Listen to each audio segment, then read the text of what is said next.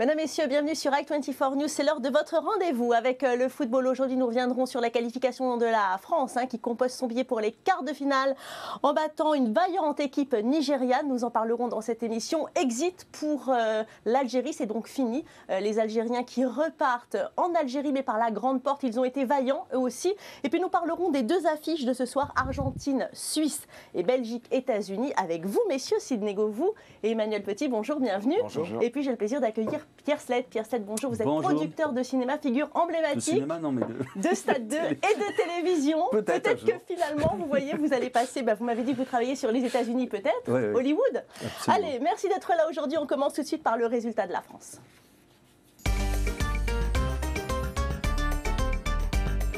Et la France qui s'était fixé un objectif, arriver en quart de finale. La mission est donc accomplie pour les hommes de Didier Deschamps qui se sont qualifiés donc pour le prochain tour en battant le Nigeria 2-0. C'était hier soir, c'était à Brasilia. Emmanuel, les Bleus qui n'ont pas été très convaincants quand même en première période. Le principal c'était de se qualifier, mais que ce fut dur quand même.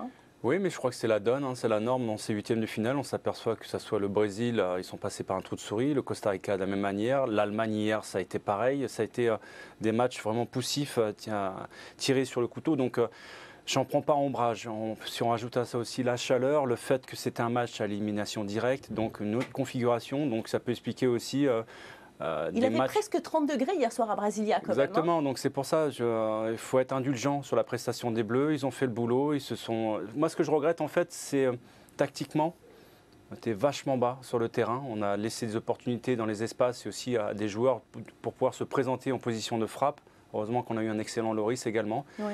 On a eu un excellent Pogba, mais globalement, je trouve que ça a été un match qui a été maîtrisé aussi par les Français et que je pense que la victoire est méritée. Pierre Sled, on a vu en face une équipe nigérienne qui a vraiment été très combattante, qui est quand même victorieuse de la dernière CAN. Ça a été difficile, on a vu une équipe combative en face. Je pense que c'est surtout la France qui a... calculer son match. Je pense qu'ils avaient peur du syndrome du cyclisme qui donne trop et puis d'un seul coup il est en panne sèche, il ne peut plus avancer. Et je crois que la première mi-temps, les Français, ils ont eu peur justement de cette chaleur. Donc ils ont préféré un petit peu calculer la dépense de leur force en laissant plus venir. Et puis après, ils ont petit à petit accéléré parce qu'ils ont senti que ça allait, qu'ils iraient jusqu'au bout de la démarche physique. Oui. Mais je crois que c'était surtout lié à ça. Je ne pense pas que la France ait fait vraiment une mauvaise première mi-temps, mais je pense que c'était plus du calcul. Alors sinon, on va parler du coaching de Didier Deschamps. Le tournant du match, finalement, c'était la sortie de Giroud. Il a fait rentrer Griezmann qui s'est associé avec Benzema. Et puis là, ça y est, ça a porté ses fruits. C'était beaucoup mieux parce que la première mi-temps, l'équipe de France jouait avec ses trois attaquants, Giroud, Benzema et Valbuena, avec très peu de mouvements, mis à part Valbuena qui a tenté beaucoup de choses. Mais entre Benzema et Giroud, il n'y avait pas beaucoup de permutations, ce qui avait fait leur force face à la Suisse. Avec la rentrée de Griezmann, qui est un joueur qui bouge beaucoup, qui se situe derrière l'attaquant, il a permis de libérer Karim, qui a profité des espaces, qui a commencé à jouer comme il sait le faire, c'est-à-dire en appelant sur le côté. Ouais. Et à partir de ce moment-là, la France a beaucoup mieux joué, s'est créé des occasions et a pu ouvrir le score. Emmanuel Petit, on a vu quand même un festival d'occasions pour les Français. Il a fallu attendre l'heure de jeu pour que finalement ça se décante et pour voir des Français plus engagés. C'est un peu décevant quand même, non ? Oui, mais ils n'ont jamais abdiqué, au contraire. Je crois que cette équipe est montée en puissance dans la dernière demi-heure parce que le Nigeria a baissé le pied physiquement. Là où tout le monde attendait justement un match décisif, je pense aussi qu'il y a un autre tournant. Je pense que depuis le début du mondial, on bénéficie quand même de décisions arbitrales avantageuses. Je pense qu'à 0-0, Matuidi aurait dû être expulsé. On parle aussi de ce pénalty d'Evra. Oui. Malgré tout, ce sont des événements favorables. Le but marqué. Et en vrai opportuniste, on les utilise pour nous. Et encore une fois, il y a des individualités qui ont permis à l'équipe de France de passer dans ce match-là. Je passe on va en parler. L'entrée de Griezmann, mais Valbuena aussi a été étincelant. On va en parler tout de suite de l'arbitrage, mais tout de suite. Alors évidemment, cette victoire rend les Français heureux, que ce soit au Brésil ou que ce soit à Paris. Ils y croient en leur équipe de France. On les écoute. Pogba, on t'aime. Le haut niveau, il est là. Le haut niveau, il est là. Le haut niveau, il est là. Non, la France, on va être champion du monde cette année. On va être champion du monde.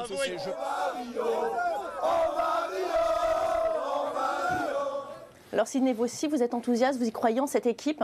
Aujourd'hui, tout est possible. Je pense que le huitième de finale, c'était peut-être le plus dur, parce qu'à mon avis, c'était fixé comme objectif d'arriver en quart. On a senti un soulagement à la fin du match. Et vu le talent qu'il y en a dans l'équipe, vu ce qu'ils ont fait depuis le début de la compétition, pourquoi pas, il faut croire, il faut y croire. Pierre, on va parler de ces fautes d'arbitrage, c'est celle d'Evra et de Matuidi. Qu'en pensez-vous? Est-ce que c'est possible à ce stade de la compétition de laisser comme ça des choses impunies, puisqu'il n'a écopé que d'un carton jaune? Finalement, le pénalty était réel. Oui, mais on en parlait. Je pense qu'il y a un arbitrage, et par la force des choses, qui est continental. C'est-à-dire qu'il y a une interprétation, une façon d'arbitrer qui est libre à chaque arbitre. Et donc, les arbitres, ils viennent de tous les continents. Et un arbitre, on sait très bien qu'un arbitre anglais n'arbitre absolument pas de la même façon, même à l'intérieur de l'Europe, qu'un arbitre allemand. Alors, a fortiori, un arbitre asiatique. Et donc, c'est pour ça qu'il y a ces grosses différences. Il y a des joueurs, comme on a vu, comme en Italie, Marchisio, qui se fait éliminer et qui prend des cartons rouges sur des fautes qui ne sont pas ultra flagrantes. Et puis, il y en a, comme Matuidi, effectivement, qui prend 15 jaunes, là où 8 arbitres sur 10 auraient donné un rouge. Oui. Bon, ça a toujours été comme ça, de toute façon. On n'est pas les seuls à en bénéficier en même temps. C'est ce qui me rassure quelque part. Le Brésil, il a bien bénéficié aussi. Cette équipe du Nigeria, en tous les cas, Emmanuel Petit, elle a vraiment été à la hauteur. Elle a été à la hauteur. Je pense aussi que quelque part, elle n'est pas allée au bout de ses convictions. Je pense que si elle avait insisté en première période, elle aurait pu trouver l'ouverture du score parce qu'elle faisait douter notre défense à chaque fois lorsqu'elle s'approchait dans les derniers 30 mètres. On redoutait l'explosivité et la vitesse de percussion des attaquants. Mais c'est vrai qu'elle était prenable, cette défense française. Heureusement qu'on a eu un bon Loris pour rassurer tout le monde. Alors, on passe tout de suite à l'autre 8e de finale de la soirée, Allemagne-Algérie. Un peu comme la France, finalement, l'Allemagne, sans briller, s'est qualifiée dans la douleur contre la valeureuse équipe algérienne. Il aura fallu attendre les prolongations pour voir le match se décanter. Victoire finale de la National Mannschaft 2-1. Et voilà le rêve algérien brisé. Pierre Slett, quel match? Ça, c'est sûr que c'était un drôle de match je pense que les Allemands n'en sont pas revenus de voir autant d'opposition, même nous d'ailleurs. On connaît les joueurs, on sait où ils jouent, etc. Et c'est vrai qu'on ne pensait pas qu'Alvaïd Halilhodžić allait les monter à ce niveau-là. Il y a eu une organisation tactique, une débauche d'énergie qui n'a pas failli ici à la fin. Enfin, c'est normal qu'après 120 minutes de jeu, on ait des crampes. Mais c'était absolument incroyable et on a vu une équipe qui était au-delà du niveau qu'on pouvait imaginer. Emmanuel, on a vu une équipe allemande en manque d'inspiration offensivement en tout cas. On a vu même une équipe allemande douter. Alors l'absence de Mels dans la défense centrale y est pour beaucoup. On a vu une défense allemande à la rue, aux abois. Un jeu de percussion et un jeu direct algérien qui a été, puis le mouvement aussi procuré par les joueurs algériens, a déboussolé complètement tactiquement cette équipe. Il les a fait déjouer en plus. C'est la première fois que je vois les Allemands jouer sur des passes en arrière en permanence. Ils n'osaient même plus aller affronter le bloc algérien. Donc moi je pense que l'Algérie peut être très très fière de son équipe aujourd'hui. Ils ont gagné en respect. Ils ont franchi une étape, à eux de confirmer maintenant à la prochaine Coupe d'Afrique des Nations. C'est vrai qu'une équipe algérienne incroyable avec un gardien de but, Mboli, juste incroyable aussi. Toutes les grandes équipes ont un grand gardien et là il a démontré toutes ses qualités, il a fait des arrêts exceptionnels. Sérénité qu'il a en plus. Très très fort, même dans le dégagement, que ce soit à la main ou au pied, très très juste. Et je laisse revenir aux Algériens, moi, là où ils m'ont vraiment impressionné, c'est dans le harcèlement. Ils ont systématiquement harcelé le porteur du ballon pour faire déjouer les Allemands qui faisaient que défendre en reculant. Et défendre en reculant, c'est très très compliqué. Pour moi, c'était le plus beau match de ce mondial. Pour l'instant, c'était un match épique. Vous voulez dire quelque chose? On parlait des gardiens de but. Hier, on a vu 4 grands gardiens de but. On a même vu un libéro. On a même vu un libéro, le gardien de l'équipe d'Allemagne, qui jouait quasiment 10 mètres derrière ses défenseurs, tellement il avait confiance dans sa défense centrale. Mais d'une manière générale, on essaie déjà de tirer un peu les conclusions de ce que nous a apporté ce mondial. Je crois surtout que c'est un mondial de gardiens de but. On a eu des grands gardiens de but, des grands arrêts. On a vu très peu de gardiens de but passer au travers. Et je crois que c'est surtout ça la révélation de ce mondial. En tous les cas, Emmanuel, l'Allemagne est la seule équipe qui, depuis 60 ans, réussit à chaque fois à accéder aux quarts de finale. Est-ce que vous pensez qu'avec le match qu'on a vu hier, c'est une équipe qui est toujours favorite? Fait partie des favoris, mais c'est vrai qu'on doit s'inspirer de ce qu'ont fait les Fennecs hier contre eux. On doit s'inspirer aussi de ce qu'ont fait les Ghanéens contre eux dans le match précédent. C'est poussif. Et je dirais qu'à l'heure actuelle, Joachim Löw joue gros quand même parce que dans son dispositif tactique, j'arrive pas très bien à suivre sa logique au milieu de terrain.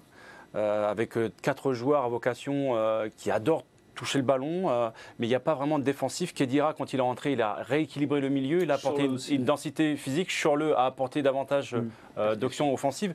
Mais je dirais qu'il y a des choses qu'on doit s'inspirer de ce qu'ont fait les Fennecs hier. On peut mettre à mal cette équipe. Ouais. Alors, pas de France-d'Algérie en quart, donc ça sera France-Allemagne, deux équipes qui se connaissent bien. On se rappelle du drame de Séville en 1982. À quel genre de match, Sidney Govou, on doit s'attendre ? J'espère que les Français justement ont pris note de ce qui s'est passé hier soir et vont harceler les Allemands parce que je pense que c'est un de leurs points faibles. Il y a une autre assez intéressante, c'est savoir comment va jouer l'Allemagne. Parce qu'on a vu directement en deuxième mi-temps, quand il y a eu le changement, que Lam est passé latéral et que Khedira est rentré, ça a totalement changé la façon de jouer. J'espère qu'ils ne joueront pas de cette manière et qu'ils joueront comme ils ont joué en première mi-temps. Revenir dans la défense centrale. Donc, il y a des similitudes, je pense, dans le jeu allemand et dans le jeu français sur l'organisation en général. C'est contrairement à des équipes comme le Brésil, comme l'Argentine, comme la Belgique et d'autres, il n'y a pas un joueur indispensable qui fait le jeu pour tout le monde et dont l'équipe dépend.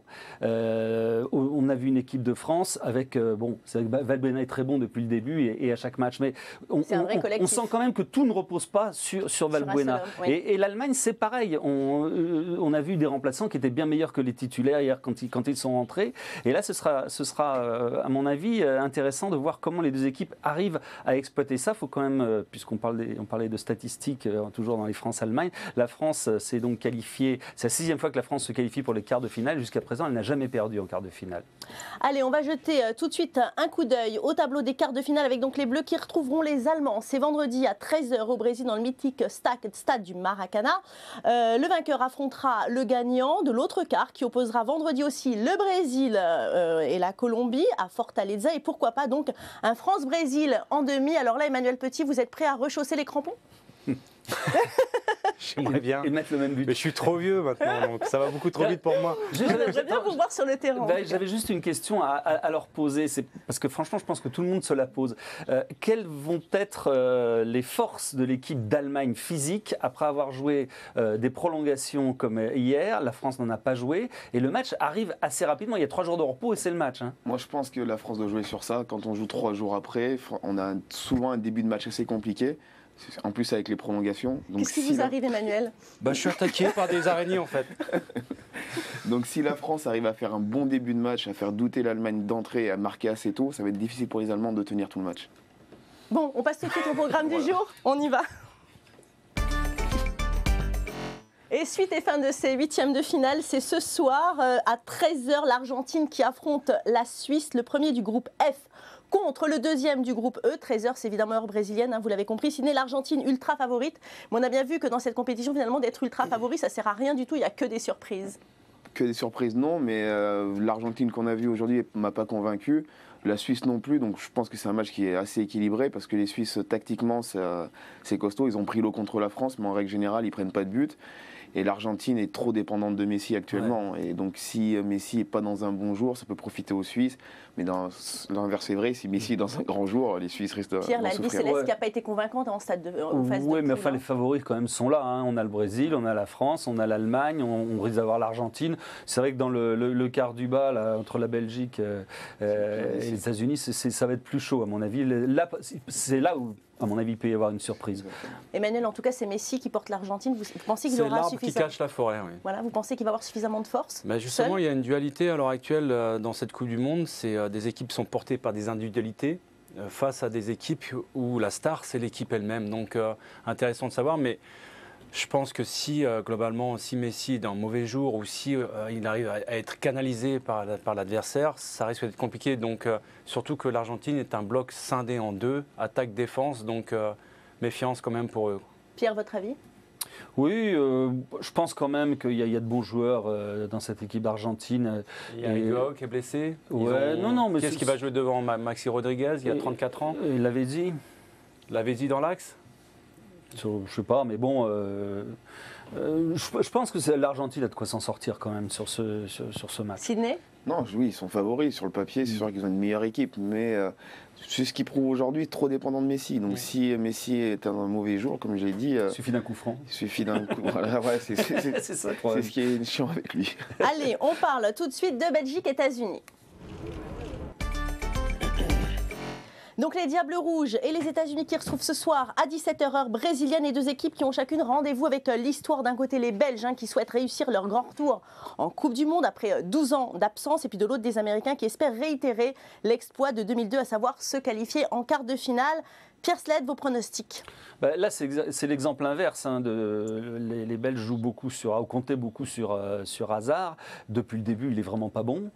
Il apporte strictement rien. Peut-être qu'il va se réveiller et auquel cas on va avoir enfin une équipe de Belgique telle qu'on pensait qu'elle était pour l'instant. C'est le grand point d'interrogation. Cette équipe de Belgique a strictement rien montré. Messieurs, rapidement, votre favori pour ce soir? Moi, j'ai déjà parlé, les États-Unis. Moi aussi, fait forte impression physiquement. Je pense qu'ils plus de maturité à l'heure actuelle. Vous aussi, Emmanuel, vous ne croyez pas du tout en la Belgique? Moi, quelque part, je me dis, le fait d'avoir passé les poules, ils ont déjà quelque part rempli leur contrat. Et c'est vrai qu'il y a une énorme pression sur cette équipe-là parce qu'elle est très talentueuse en devenir. Malheureusement, je crois qu'en phase 2, ils ont des Américains. Les Américains, on le sait, dans le sport, ils sont difficiles à battre. Ils ont une approche assez allemande. Très athlétique. Mais c'est un bloc. Et puis en plus, ils sont pas manchots dans l'utilisation du ballon. Ils ont des joueurs qui sont capables de faire la différence individuellement. Donc, je suis désolée, Manuel, je dois vous couper. Il n'y a pas de souci. On parlera de ce match-là demain. Merci à vous, messieurs, d'avoir été là avec moi. On se retrouve demain pour d'autres aventures sportives. Restons avec nous. L'info continue sur i24 News.